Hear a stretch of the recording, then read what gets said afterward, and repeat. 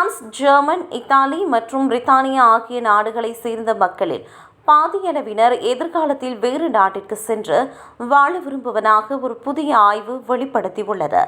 Digital காப்பீட்டு நிறுவனமான பெதர் சார்பில் நடத்தப்பட்ட இந்த ஆய்வில் தற்போதைய வாழ்க்கை செலவு நெருக்கடியே வெளிநாட்டு வாழ்க்கையை நாடுவதற்கான முக்கிய காரணமாக குறிப்பிடப்படுகிறது. பிரித்தானியாவில் 53%, பிரான்சில் 48%, ஜெர்மனியில் 43% மற்றும் இத்தாலியில் 32% வாழ்க்கை செலவு அதிகரிப்பையே வெளிநாட்டிற்கு செல்ல தூண்டும் முதன்மை காரணியாக சுட்டிக்காட்டினர்.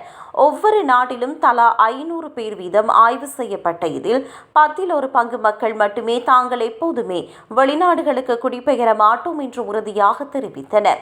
வெவ்வேறு நாடுகளை சேர்ந்தவர்கள் வெவ்வேறு நாடுகளை தங்கள் விருப்பமான இடங்களாக தேர்ந்தெடுத்தாலும் ஸ்பெயின் நாடு ஒட்டுமொத்த பட்டியலில் தெளிவான முதலிடத்தை பிடித்துள்ளது.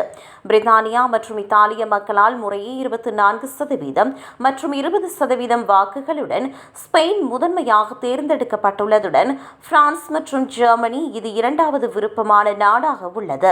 பிரெஞ்சு மக்களை பொறுத்தவரை கனடா அவர்களின் முதல் தேர்வாக உள்ளது. அதுக்கு அடுத்தபடியாக இத்தாலி விரும்பப்பட்டுள்ளது.